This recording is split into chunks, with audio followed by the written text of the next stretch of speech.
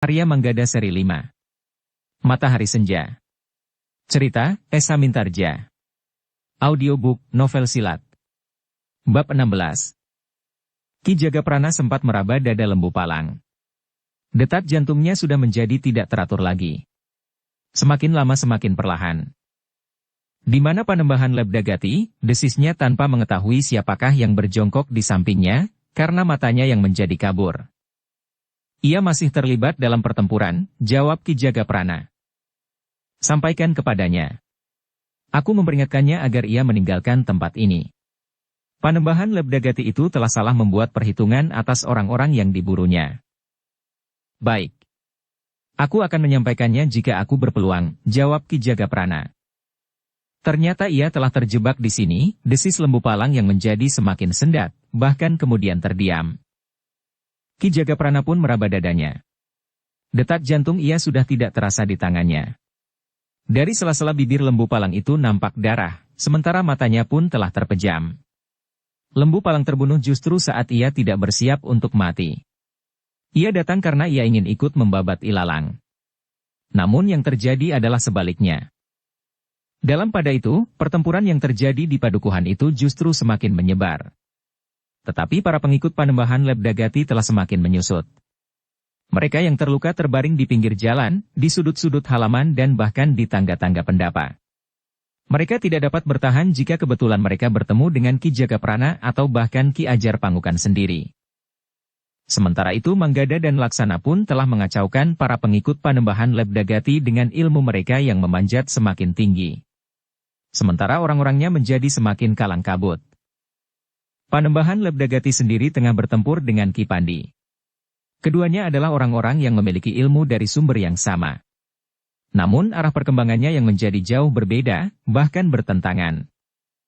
Dengan demikian, maka kedua-duanya seakan-akan tidak dapat menyembunyikan unsur-unsur gerak dasar mereka, meskipun kadang-kadang masing-masing menjadi terkejut karena unsur-unsur gerak baru yang tumbuh di saat ilmu mereka berkembang. Ternyata Panembahan Lebdagati itu pun telah menyesali kesalahannya sebagaimana dilakukannya beberapa kali. Ia selalu salah menilai kekuatan orang bongkok dan kawan-kawannya itu. Meskipun kawan orang bongkok saat ini berbeda dengan kawan-kawannya yang terdahulu, namun mereka masih juga orang-orang yang berilmu tinggi. Dalam pertempuran itu, meskipun kedua-duanya mengerahkan kemampuan mereka, namun masing-masing merasa bahwa mereka akan terjebak dalam pertempuran tanpa akhir. Sementara itu Panembahan Lebdagati pun mengetahui bahwa ada beberapa orang berilmu tinggi yang akan dapat membantu orang bongkok yang telah menjebaknya dalam padukuhan kecil itu. Meskipun demikian, pertempuran di antara keduanya masih berlangsung di halaman yang seakan-akan sengaja memisahkan diri dari keseluruhan pertempuran. Dalam pada itu, para pengikut Panembahan Lebdagati yang menebar, harus menghadapi perlawanan yang keras dari para pengikut Ki Warana. Sementara itu, Manggada dan Laksana telah meninggalkan Ki Lemah Teles yang sudah dirawat oleh beberapa orang padukuhan yang ikut bertempur bersama para pengikut Ki Warana. Bahkan Ki Bekel sendiri telah menunggui Ki Lemah Teles. Sedangkan Ki Jagaprana telah berada di pertempuran pula. Tanpa Manggada, Laksana, Ki Jagaprana dan Ki Ajar Pangukan, maka para pengikut Ki Warana tentu akan segera mengalami kesulitan. Ki Warana yang telah berhasil memancing Panembahan Lebdagati dan meninggalkannya setelah berhadapan dengan Ki Pandi, bersama-sama dengan Ki Bekel dan beberapa yang lain berusaha membawa Ki Lemah Teles ke rumah Ki Bekel. Ki Lemah Teles sendiri masih tetap dicengkam oleh perasaan sakit. Apalagi ketika tubuhnya diangkat oleh beberapa orang. Tetapi ia sadar bahwa keadaan itu adalah keadaan yang terbaik bagi dirinya. Ki Warana dan Ki Bekel bersama beberapa orang berusaha menembus pertempuran yang kadang-kadang terjadi di tengah jalan, di simpang 4 atau di tikungan-tikungan. Namun ternyata bahwa Ki Warana dan Ki Bekel serta beberapa orang itu mampu menembus jalan sampai ke rumah Ki Bekel, sementara Manggada dan Laksana sempat mengamati sambil bertempur untuk mencegah para pengikut Panembahan Lebdagati memasuki padukuhan sampai ke rumah Ki Bekel itu. Sebenarnya lah bahwa kemudian keadaan para pengikut Panembahan Lebdagati menjadi semakin sulit. Korban berjatuhan semakin banyak. Sementara mereka tidak tahu apa yang terjadi dengan Panembahan Lebdagati sendiri. Dalam pada itu Panembahan Lebdagati telah menjadi gelisah.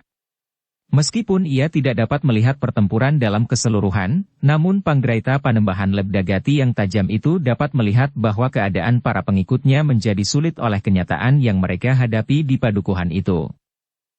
Karena itu, maka Panembahan Lebdagati itu tidak mempunyai pilihan lain. Meskipun ia masih bertempur terus dengan mengerahkan segenap kemampuannya, namun Panembahan Lebdagati sudah mulai mencoba melihat kemungkinan lain dari pertempuran itu. Dalam pada itu, maka Ki Pandi pun ternyata tidak dapat dengan cepat mengakhiri pertempuran sebagaimana Panembahan Lebdagati. Keduanya yang memiliki dasar ilmu yang sama, dalam perkembangannya ternyata yang satu juga tidak melampaui yang lain. Namun baik para pengikut Panembahan Lebdagati, maupun para pengikut Kiwarana atau penghuni padukuhan itu, menjadi berdebar-debar dan bahkan ngeri ketika mereka melihat akibat dari benturan ilmu kedua orang itu. Karena mereka semula tidak melihat langsung pertempuran antara orang Bongkok melawan Panembahan Lebdagati itu. Maka mereka agak terkejut ketika tiba-tiba saja mereka melihat angin pusaran yang memutar seisi sebuah kebun di padukuhan itu. Namun tiba-tiba saja angin pusaran itu pun pecah diguncang oleh ledakan petir yang menggelegar. Dengan demikian, maka mereka pun segera mengetahui bahwa dua orang raksasa dalam olah kanuragan sedang bertempur di kebun itu. Bagi para pengikut Panembahan Lebdagati, mereka pun segera mengetahui bahwa Panembahan itu sedang bertempur di kebun itu. Pada kesempatan lain, tiba-tiba saja mereka melihat lidah api yang menyala dan menjilat-jilat. Bahkan dedaunan pun menyala terbakar pula. Namun lembaran awan yang basah telah turun menyelimuti kebun yang menjadi dingin membeku. Sebenarnya lah, Panembahan Lebdagati masih mencoba dengan tataran kemampuannya yang tertinggi untuk menghentikan perlawanan Ki Pandi. Tetapi ternyata setelah berpisah dan menempuh jalan hidup yang berbeda, Ki Pandi masih saja mampu mengimbangi ilmu Panembahan Lebdagati. Akhirnya Panembahan Lebdagati pun telah menghentakkan sejenis ilmunya yang sangat berbahaya. Panembahan itu justru berdiri tegak sambil mengacukan tangannya dengan telapak tangan menghadap ke arah lawannya. Loncatan-loncatan cahaya yang berwarna kemerah-merahan tiba-tiba saja telah meluncur dari telapak tangannya itu, seakan-akan beribu-ribu petir kecil meluncur menyambar-nyambar ke arah orang Bongkok itu. Ki Pandi yang mengira bahwa lawannya akan mempergunakan aji gelap ngampar terkejut. Rupa-rupanya Panembahan Lebdagati mengetahui bahwa ajinya gelap ngampar tidak akan berarti apa-apa bagi orang Bongkok itu. Karena itu, maka Panembahan Lebdagati telah mempergunakan ilmunya yang lain. Loncatan-loncatan beribu petir yang nampaknya kecil-kecil itu seakan-akan telah membelenggu Ki Pandi dan dengan kekuatan yang sangat besar telah menarik tubuhnya mendekat Panembahan Lebdagati. Ki Pandi harus mengerahkan tenaganya untuk menahan dirinya agar tidak terhisap oleh kekuatan ilmu Panembahan Lebdagati itu. Bahkan dalam saat-saat yang paling berbahaya itu, Ki Pandi harus mampu mengambil sikap, agar ia tidak dihancurkan oleh saudara seperguruannya yang telah menempuh jalan sesat itu. Ki Pandi yang harus bertahan dari hisapan kekuatan lawannya itu pun kemudian berdiri sambil menyilangkan tangannya di dadanya. Kedua kakinya melekat di atas tanah dengan kuatnya, seakan-akan telah menghunjam ke dalam bumi. Tetapi setapak demi setapak Ki Pandi masih juga beringsut semakin mendekati lawannya. Bahkan kemudian semakin dekat dan semakin dekat. Panembahan Lebdagati semakin mengerahkan kekuatan ilmunya. Ia semakin berpengharapan bahwa Ki Pandi akan menjadi semakin dekat, sehingga Panembahan Lebdagati itu akan dapat menggapai dengan kerisnya. Namun semakin dekat orang itu dari Panembahan Lebdagati, ternyata udara terasa menjadi semakin panas. Dari tubuh Ki Pandi itu telah memancar kekuatan api dan dalam dirinya, sehingga tubuh orang Bongkok itu seakan-akan telah menjadi bara yang panasnya melampaui panasnya bara batok kelapa. Panembahan Lebdagati menjadi berdebar-debar. Demikian orang Bongkok itu beringsut semakin dekat, maka keringat di tubuh Panembahan Lebdagati pun menjadi semakin diperas dari dalam tubuhnya. Tetapi Panembahan Lebdagati tidak ingin melepaskan ikatan dan kekuatan ilmunya yang menghisap itu.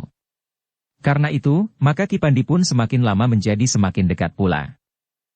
Namun Ki Pandi bukan saja membuat tubuh Panembahan Lebdagati berkeringat karena panas, tetapi tubuh Ki Pandi itu seakan-akan menjadi sangat menyilaukan.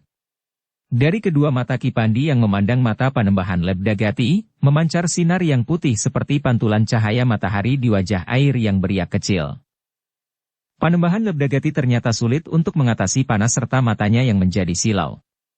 Ia seakan-akan tidak dapat melihat lagi jarak antara dirinya dengan orang Bongkok itu. Dengan demikian, maka ilmunya itu pun tidak mampu mengakhiri pertempuran. Meskipun orang bongkok itu tidak mudah untuk mengalahkannya, namun Panembahan Lebdagati sendiri juga merasa sangat sulit untuk mengalahkan orang bongkok itu. Karena itu, akhirnya Panembahan Lebdagati benar-benar sudah mengambil keputusan yang pasti. Dengan tiba-tiba saja Panembahan Lebdagati itu pun telah menghentikan ilmunya yang menghisap lawannya dan seakan-akan membelenggunya itu. Demikian tiba-tiba sehingga justru Ki Pandi terkejut karenanya. Demikian Ki Pandi menyadari kedudukannya, maka ia melihat Panembahan Lebdagati itu bagaikan terbang meloncati dinding kebun yang telah menjadi berserakan itu. Ranting-ranting kayu dan dahan-dahan pepohonan berpatahan, bahkan dedaunan menjadi hangus terbakar. Dengan serta-merta Ki Pandi pun telah berusaha memburunya.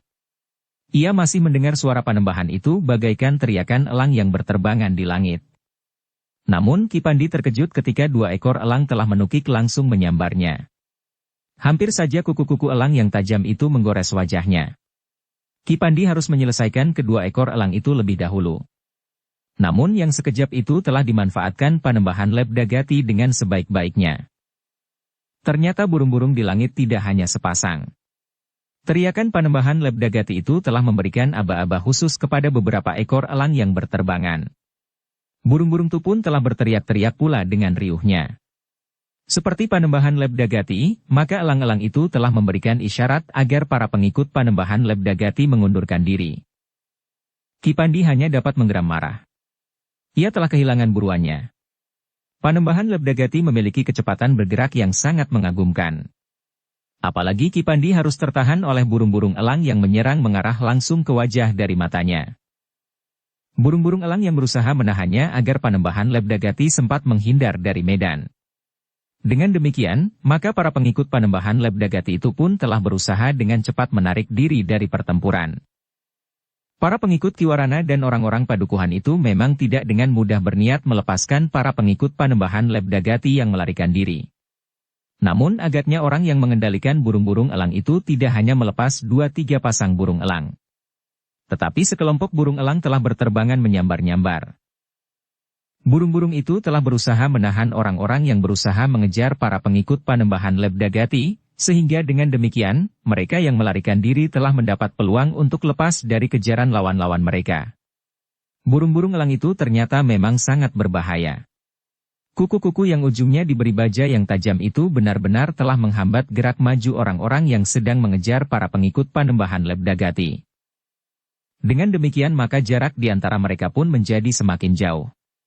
Beberapa orang yang lolos dari hambatan burung-burung elang itu pun akhirnya menghentikan usaha mereka mengejar lawan mereka, karena justru akan membahayakan diri mereka, karena orang-orang yang mereka kejar itu akan mampu memberikan perlawanan.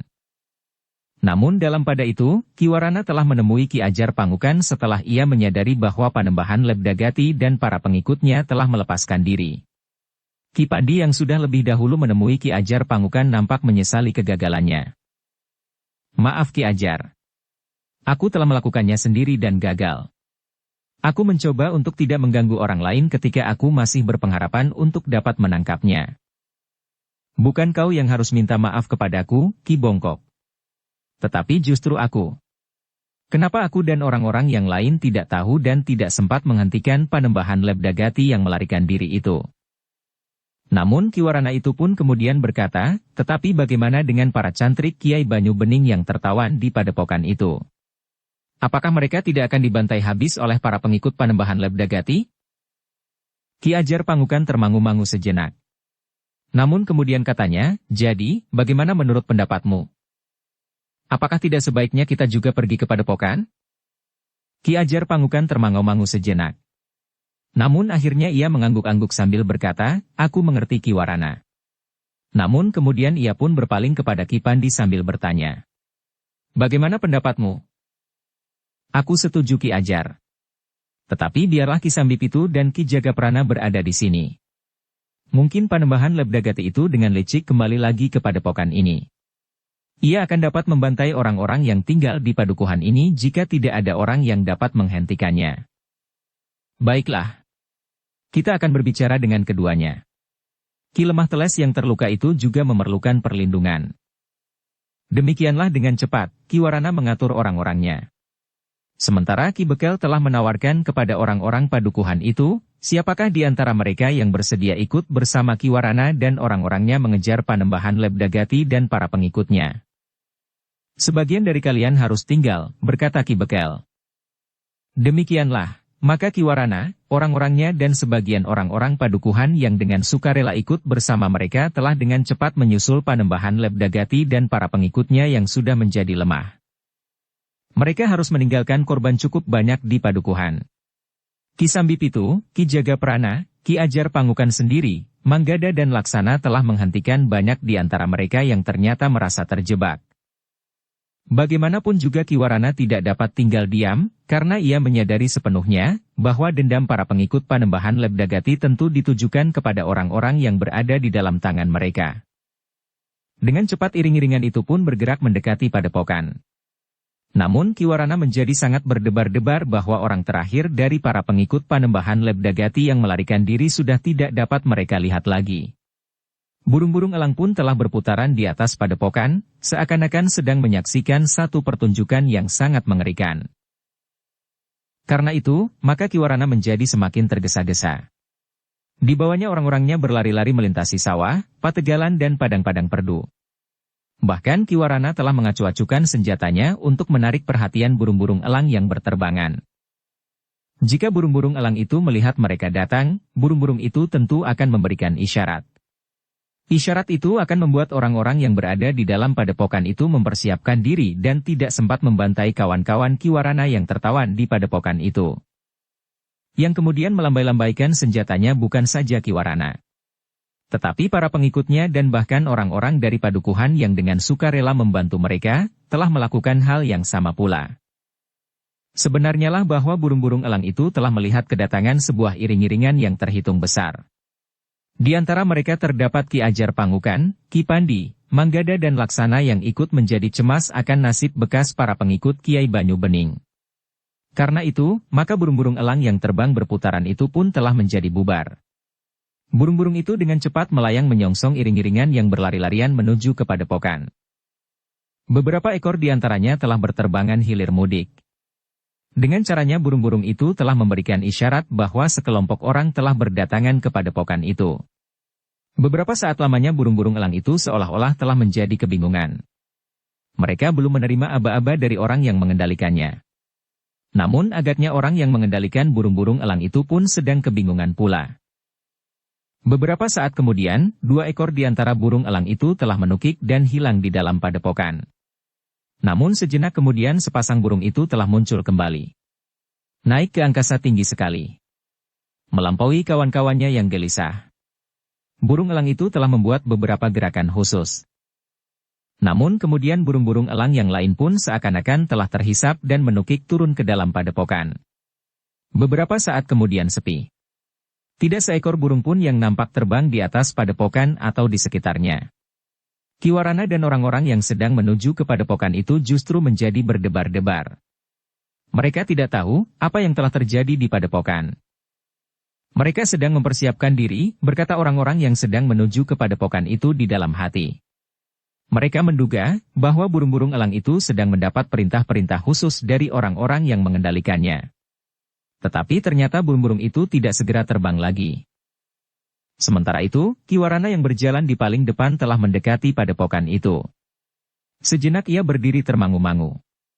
Beberapa orang pun kemudian berdiri di sebelahnya. Namun tidak seorang pun yang menyatakan pendapatnya. Beberapa saat kemudian, Ki Ajar Pangukan dan Ki Pandi telah berdiri pula memandangi pintu gerbang padepokan yang tertutup rapat itu. Orang-orang yang kemudian berdiri termangu-mangu itu pun mencoba membayangkan apa yang terdapat di belakang dinding padepokan itu. Panembahan Lebdagati dan pengikutnya yang bersiap-siap menerima kedatangannya lawan-lawannya. Atau mereka sedang sibuk membuat jebakan atau cara apapun untuk melawan. Justru karena kekuatan mereka telah menyusut terlalu banyak. Orang-orang yang mereka tinggalkan di padepokan, yang masih segar dengan tenaga utuh, tentu akan dapat membantu mengisi kekosongan karena korban yang telah mereka tinggalkan di padukuhan. Untuk beberapa saat lamanya, mereka berdiri termangu-mangu. Namun mereka tidak melihat tanda-tanda apapun yang dapat mereka pergunakan untuk menduga apa saja yang telah terjadi di dalam lingkungan dinding padepokan. Ki Pandilah yang kemudian berkata kepada Laksana dan Manggada, lihatlah di seputar dinding padepokan ini. Berhati-hatilah. Bawalah 3-4 orang bersamamu. Namun Ki Warana sendiri menyahut, aku akan pergi bersama mereka. Baiklah, sahut Ki Pandi, tetapi jangan terperangkap dalam jebakan-jebakan yang mereka buat. Demikianlah, Manggada, Laksana, Ki Warana dan 3 orang pengikutnya telah berjalan mendekati padepokan itu. Mereka pun kemudian berjalan dengan hati-hati mengitari padepokan yang nampak sepi itu. Dengan senjata siap di tangan, sementara seorang dari mereka telah mempersiapkan anak panah sendaren yang siap memberikan isyarat kepada Ki Pandi dan Ki Ajar Pangukan, mereka berjalan mengelilingi padepokan. Tidak ada seorang pun yang nampak berdiri di atas panggungan di belakang dinding. Apakah panggungan itu memang sengaja dikosongkan, desis Ki Warana. Manggada dan Laksana tidak menjawab. Namun mereka justru berjalan lebih dekat lagi dengan dinding padepokan. Ketika mereka sempat di depan sebuah pintu butulan, Manggada pun berkata, tunggu. Aku akan melihat pintu butulan itu. Ki Warana tidak sempat mencegah. Manggada itu pun segera berlari mendekati pintu butulan itu. Ternyata pintu butulan itu tertutup rapat. Bahkan diselarak dengan kuatnya. Beberapa saat Manggada berdiri di depan pintu itu. Dicobanya untuk mendengarkan sesuatu di dalam padepokan, tetapi ia juga tidak mendengar apapun juga. Sejenak kemudian ia pun telah kembali menemui Ki Warana dan Laksana.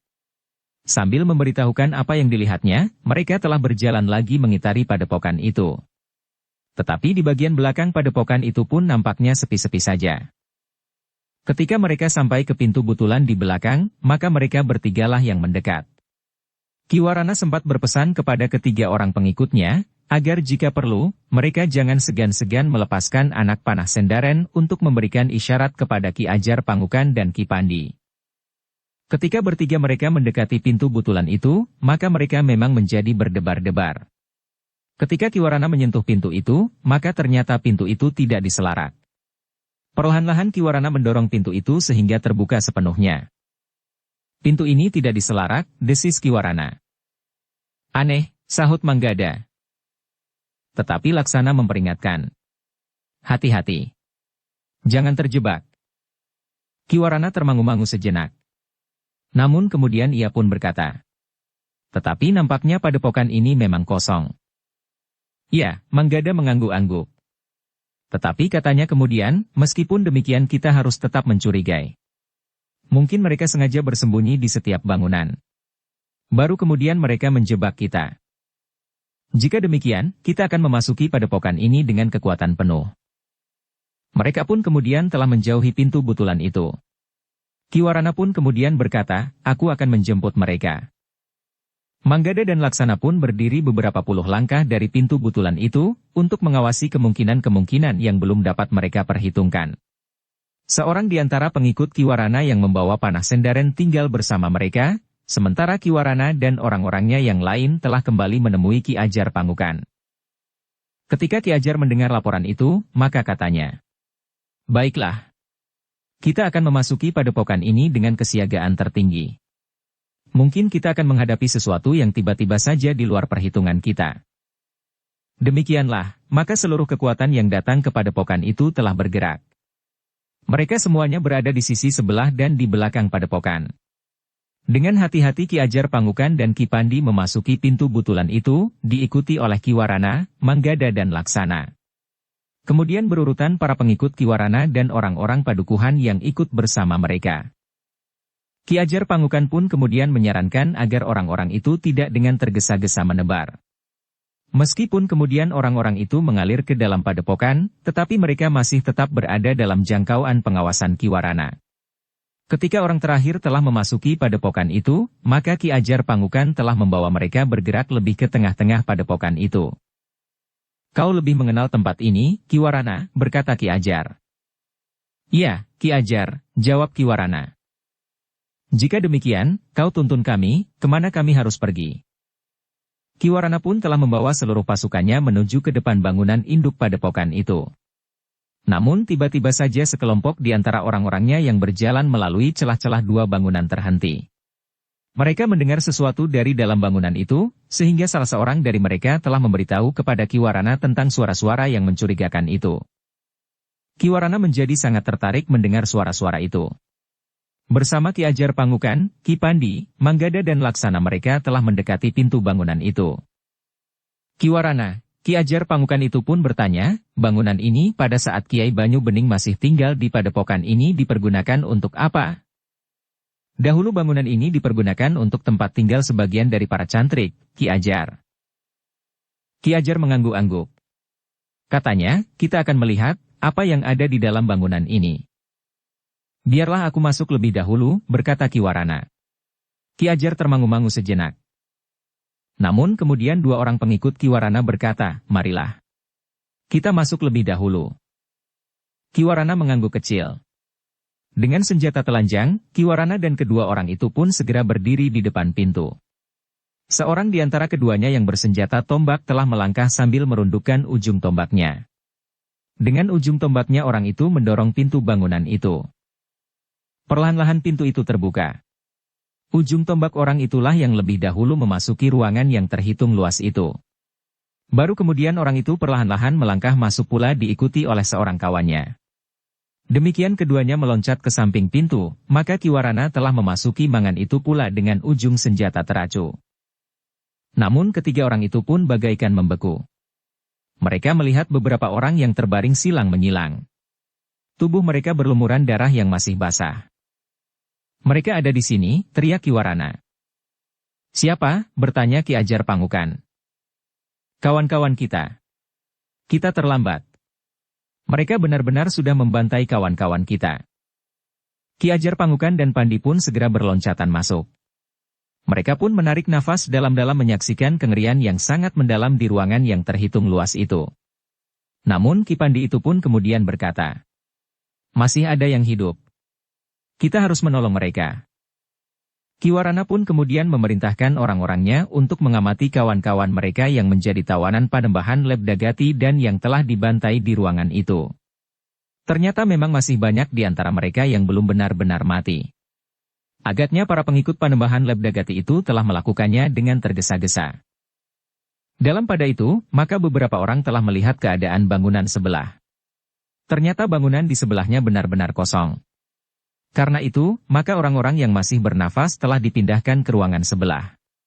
Sementara beberapa orang mengumpulkan kawan-kawan mereka yang masih selamat, maka Ki Ajar Pangukan, Ki Pandi, Manggada dan Laksana telah melihat-lihat keadaan padepokan itu bersama sekelompok orang-orang padukuhan yang menyertai mereka. Mengerikan, desis salah seorang dari orang-orang padukuhan itu. Mereka sudah kehilangan landasan kemanusiaan mereka, desis yang lain. Untunglah bahwa padepokan ini sudah kosong ketika kita masuk kemari. Seandainya belum, apakah kita tidak justru membeku ketakutan di tengah-tengah padepokan yang asing ini? Dukung channel Novel Silat dengan subscribe, follow, like, komen dan share. Kawan-kawannya mengangguk-angguk. Sementara mereka menjadi semakin berdebar-debar ketika mereka sempat melihat beberapa pucuk senjata yang tertinggal. Di bangunan induk padepokan itu terdapat beberapa pucuk senjata di sudut. Sebuah kapak yang besar yang tergolek di antara tangkai sebuah canggah yang pada mata canggahnya terdapat gerigi menduri pandan. Kemudian sebuah tombak berkait dan yang lain sebuah trisula di samping beberapa tombak seperti tombak kebanyakan. Namun ternyata bahwa padepokan itu memang sudah ditinggalkan oleh Panembahan Lebdagati dan para pengikutnya. Di dapur perapian masih menyala. 3 buah bakul besar berisi nasi yang masih hangat. Sayur yang masih berada di dalam kuali yang masih berada di atas api. Nampaknya para pengikut Panembahan Lebdagati yang bertugas di dapur tengah menyediakan makan bagi orang-orangnya yang menurut perhitungan akan segera kembali dari pertempuran. Ternyata Panembahan Lebdagati memang telah kembali. Tetapi dalam keadaan yang jauh berbeda dari yang mereka kehendaki. Sementara itu, Ki Warana telah selesai mengumpulkan kawan-kawannya yang benar-benar telah terbunuh. Namun hatinya masih juga terhibur, bahwa ternyata masih lebih banyak yang berkesempatan untuk tetap hidup daripada yang benar-benar mati. Ki Ajar Pangukan dan Ki Pandi pun kemudian telah membantu Ki Warana mengobati merawat orang-orang yang terluka parah. Dengan obat-obat yang ada, mereka mencoba untuk memperingan penderitaan orang-orang yang terluka. Kami mempunyai tanaman yang dapat diramu menjadi obat-obatan, berkata Ki Warana. Ki Pandi agaknya tertarik pada keterangan Ki Warana itu. Karena itu, maka ia pun bertanya. Di mana? Ki Warana pun kemudian memanggil seorang dari antara orang-orang yang ikut bersamanya dan yang sebelumnya pernah memelihara kebun tanaman yang dapat dipergunakan sebagai obat-obatan itu. Tunjukkan Ki Pandi tanaman itu jika masih ada. Orang itu pun kemudian telah membawa Ki Pandi ke bagian belakang kebun padepokan itu. Ternyata kebun itu masih utuh. Kebun khusus yang dipagari di sudut kebun yang ada di dalam lingkungan padepokan itu. Ki Pandi yang kemudian berdiri di antara berbagai macam tumbuh-tumbuhan yang dapat dipakai sebagai obat-obatan itu menarik nafas dalam-dalam. Gumamnya. Begitu lengkap. Tentu ada seorang yang mengetahui benar tentang obat-obatan di antara para pengikut Kiai Banyu Bening. Namun ketika hal itu kemudian ditanyakannya kepada Ki Warana, maka dengan nada dalam Ki Warana itu berkata, orang itu ada di antara mereka yang tertangkap oleh para pengikut Panembahan Lebdagati. Ia ada di antara orang-orang yang terbunuh itu. Sayang sekali, desis Ki Pandi, kenapa ia tidak lari bersama Ki Warana dan sebagian dari penghuni padepokan ini? Ia terlalu setia kepada Kiai Banyu Bening. Karena itu, maka ia tidak akan mau meninggalkan padepokan ini. Tetapi bukankah Kiai Banyu Bening sudah terbunuh? Setianya tidak terbatas pada masa hidup Kiai Banyu Bening. Aku yakin itu, karena aku mengenalnya dengan baik. Ki Pandi mengangguk-angguk. Katanya, sekarang yang tinggal hanyalah bekas-bekas kemampuannya. Tetapi peninggalannya itu akan sangat berharga jika kita dapat memanfaatkannya. Aku harap Ki Pandi dan Ki Ajar Pangukan dapat mempergunakannya. Kami akan mencoba, jawab Ki Pandi, mudah-mudahan akan berarti bagi saudara-saudara kita yang sedang terluka itu. Hari itu, Ki Pandi dan Ki Ajar Pangukan memang berusaha untuk membuat obat dari dedaunan, akar-akaran dan berbagai macam bunga yang ada di kebun yang khusus itu menurut pengenalan mereka, sebanyak-banyaknya karena orang yang terluka pun cukup banyak. Mereka telah membuat obat yang dioleskan, ditaburkan dan diminum oleh orang-orang yang terluka itu. Namun dalam pada itu, Ki Ajar Pangukan telah minta agar beberapa orang pergi ke padukuhan, untuk memberitahukan apa yang telah terjadi, agar Ki Bekel tidak menjadi sangat cemas. Kami akan berada di padepokan ini, pesan Ki Ajar Pangukan kepada orang itu, kami harus merawat orang-orang yang terluka. Sebenarnya lah bahwa Ki Bekel, Ki Sambipitu dan Ki Jagaprana serta orang-orang yang berada di padukuhan itu merasa lega bahwa tidak terjadi pertempuran yang harus merenggut korban lagi. Mudah-mudahan untuk selanjutnya tidak akan terjadi benturan kekerasan, berkata Ki Bekel yang harus menyerahkan beberapa orang padukuhan itu sebagai korban dalam pertempuran yang baru saja terjadi. Meskipun hal itu sudah diduga sebelumnya, namun perpisahan dengan orang-orang terbaik membuat hati Ki Bekel menjadi sedih. Apalagi ketika Ki Bekel melihat bagaimana keluarga mereka yang meneteskan air mata. Hari itu, mereka yang sudah terlanjur berada di padepokan, tetap tinggal di padepokan, sedangkan yang berada di padukuhan tetap pula berada di padukuhan. Ki Sambipitu dan Ki Jagaprana berusaha untuk merawat Ki Lemah Teles sebaik-baiknya, sementara tabib terbaik dari padukuhan itu dibantu oleh beberapa orang, bekerja keras untuk merawat orang-orang yang terluka. Bahkan para pengikut Panembahan Lebdagati. Namun para tawanan itu harus dijaga dengan ketat, agar mereka tidak menimbulkan kesulitan.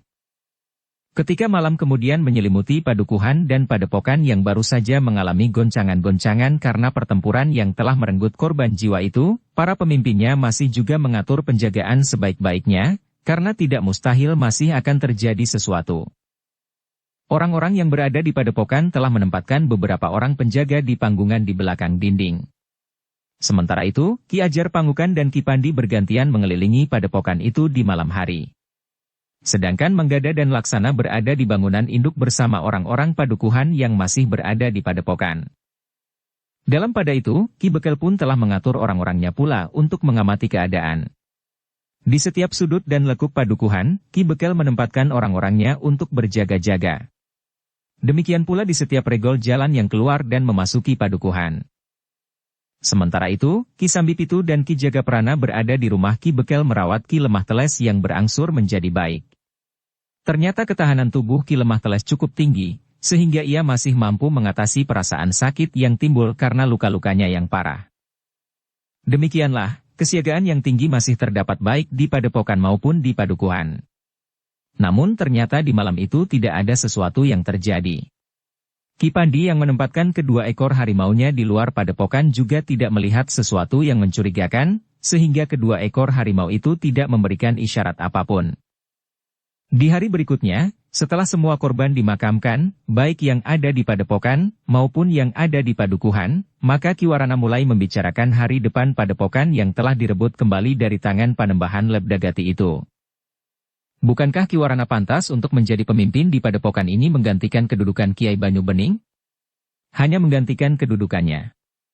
Menggantikan kedudukannya sebagai pemimpin dari padepokan ini. Bukan pemimpin dalam arti penyebaran kepercayaan sesat yang berlandaskan pada dendamnya itu. Tetapi Ki Warana menjawab, mungkin aku dapat melakukannya, mengatur tumbuh dan berkembangnya padepokan ini. Tetapi sulit bagiku untuk dapat mempertahankannya. Jika Panembahan Lebdagati itu datang kembali, maka aku tentu hanya dapat menyerahkan padepokan ini kepadanya. Bahkan menyerahkan nyawaku pula. Ki Pandi dan Ki Ajar Pangukan mengerti alasan itu. Karena itu, maka Ki Pandi itu pun berkata, Ki Ajar Pangukan yang tempat tinggalnya paling dekat dari padepokan ini akan dapat memberikan petunjuknya. Seorang di antara kita sebaiknya memang tinggal di sini, berkata Ki Ajar Pangukan. Bagaimana kalau Ki Ajar? Lalu rumahku, bertanya Ki Ajar. Kian dari para cantrik, Ki Ajar. Rumah itu dapat ditinggalkan saja. Bukankah Ki Ajar juga sendiri saja di rumah? Ki Ajar tersenyum. Katanya, aku sudah tinggal cukup lama di rumah itu, sehingga ikatan antara aku dan rumah itu sudah demikian eratnya. Bagaimana jika Ki Bongkok saja yang tinggal di sini? Jika Ki Bongkok tinggal di sini, Panembahan Lebdagati tentu tidak akan berani datang lagi. Ki Bongkok menarik nafas dalam-dalam. Katanya, aku tidak terbiasa tinggal di satu rumah. Aku pun masih harus mencari dan menemukan Panembahan Lebdagati itu. Karena itu, seandainya aku harus memimpin sebuah padepokan, maka aku tidak akan pernah ada di tempat. Ki Ajar Pangukan mengangguk-angguk. Sementara Ki Warana berkata, aku mohon seseorang bersedia melindungi kami. Dendam Panembahan Lebdagati tentu tidak akan pernah padam. Persoalannya bukan sekedar padepokan ini. Tetapi kaki Gunung Lawu di seberang hutan Jatimalang ini diakunya sebagai daerah kuasa Panembahan Lebdagati itu. Ki Pandi yang termangu-mangu itu tiba-tiba berdesis, bagaimana dengan Ki Lemah Teles? Jika ia bersedia tinggal di padepokan ini, maka ia akan menemukan satu dunia yang lain. Ia tidak akan merasa kesepian dan tidak merasa terbuang dari lingkungan dunia Kanuragan, sehingga mencari kawan untuk berkelahi. Ki Ajar Pangukan mengangguk-angguk. Katanya, kita akan mencoba untuk berbicara dengan orang itu. Ia sudah menjadi semakin baik. Hari itu juga, Ki Ajar Pangukan dan Ki Pandi telah pergi menemui Ki Lemah Teles. Sebelumnya keduanya telah berbicara pula dengan Ki Sambipitu dan Ki Jagaprana, tentang permintaan Ki Warana untuk menempatkan seseorang yang dapat dianggap sebagai pemimpin tertinggi di padepokan itu, sementara untuk mengatur pertumbuhan dan perkembangan padepokan ini Ki Warana akan melakukannya. Ternyata semuanya setuju, bahwa Ki Lemah Teles akan diminta untuk tinggal dan memimpin padepokan itu.